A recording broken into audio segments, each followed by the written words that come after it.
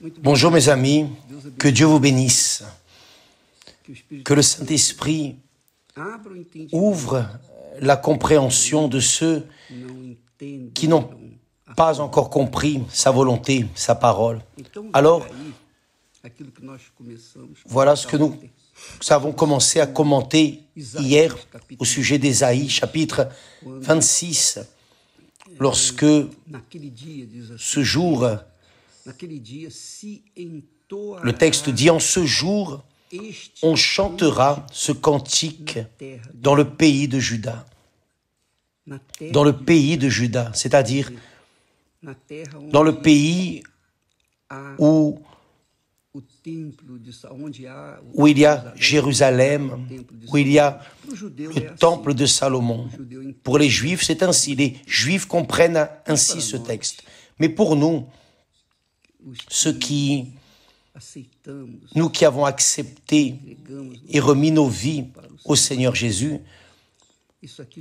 cela résonne infiniment plus grand que la Jérusalem physique. Cela résonne comme l'Église du Seigneur Jésus.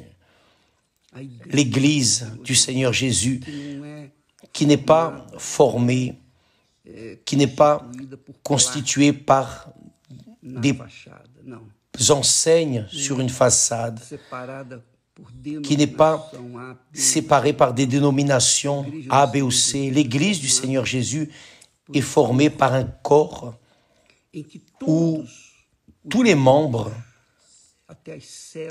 même les cellules, tout le corps est formé par ceux qui un jour sont nés de l'eau et du Saint-Esprit, qui véritablement sont nés du Saint-Esprit.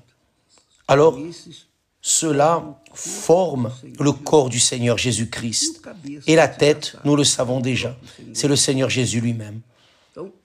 Alors, lorsqu'on parle ici de Juda, la Bible parle de ce corps, l'Église du Seigneur Jésus. Il est écrit, le cantique, c'est le suivant. Nous avons une ville forte. Il nous donne le salut pour muraille et pour rempart. C'est-à-dire, quand la personne naît de Dieu, qu'elle est de Dieu,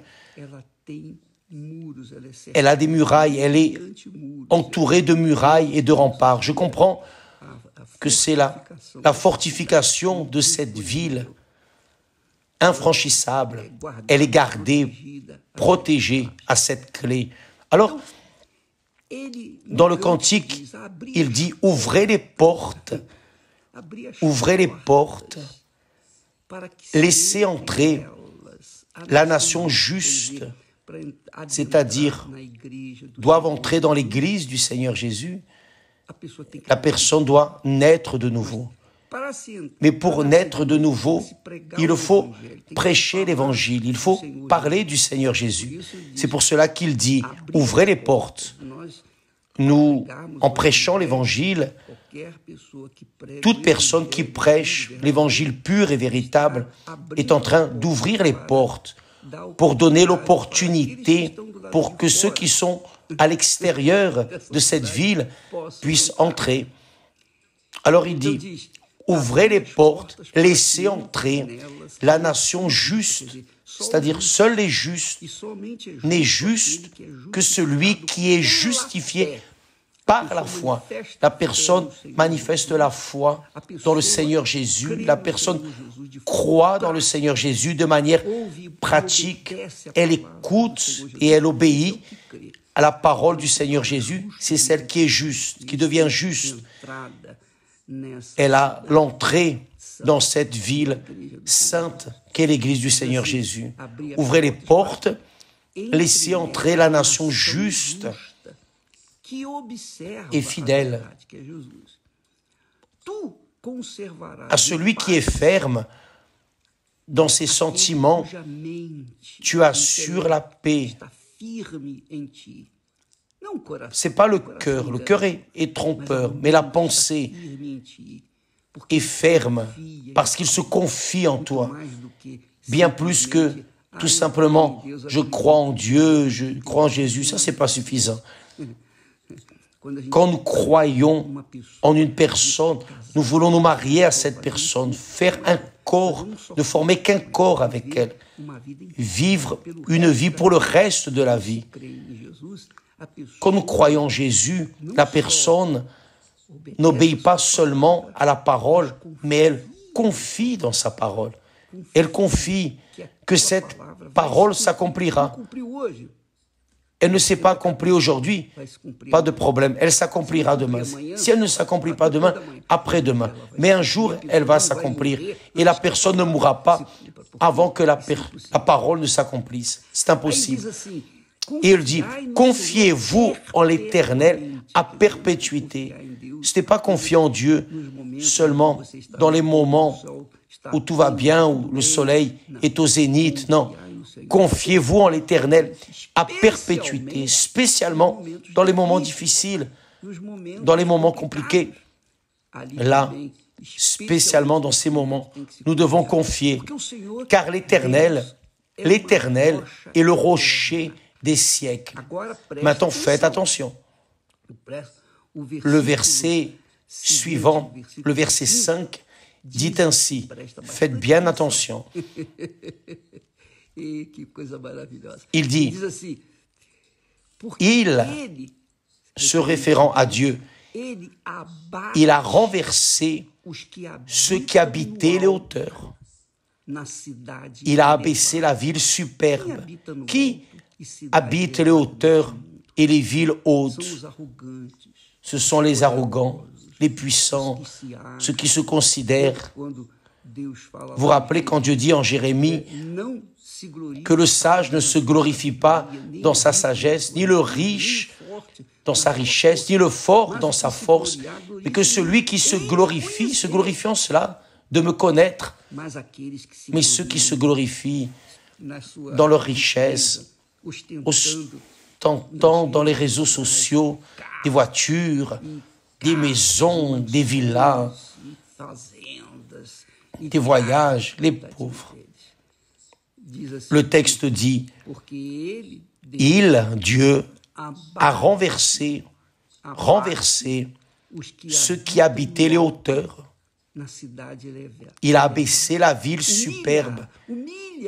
Il l'a abaissé jusqu'à terre. Voyez seulement. 2 fois, il dit abaisser. C'est très fort, fortifiant cette idée, cette parole.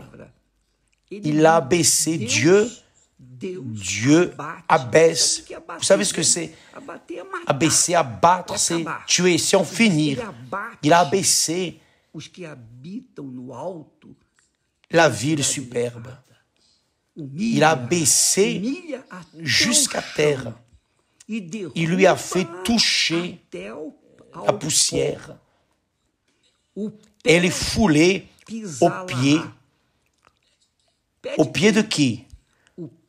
Aux pieds des pauvres, sous les pas des misérables. Alors, vous qui êtes pauvres, vous qui êtes rabaissés, méprisés, si vous croyez dans la parole de Dieu, vous allez voir le Très-Haut abaisser les puissants, ceux qui ostentent quelque chose dans ce monde, ceux qui pensent être quelque chose, les incrédules, ceux qui ne croient pas en Dieu, ceux qui pensent qu'avoir de l'argent, c'est avoir le pouvoir pour tout, avoir le pouvoir pour acheter toutes les choses, satisfaire la chair, mais n'a pas le pouvoir pour se sauver soi-même, pour atteindre le trône du Très-Haut. Alors, ces arrogants, ces incrédules, ces menteurs, ces abominables, ceux qui vivent dans le péché et ostentent là du haut leur luxure, seront abattus. Vous savez, quand on abat un animal, ça, eux aussi seront abattus, abaissés et humiliés jusqu'à la poussière, jusqu'à terre. Et qui va les écraser?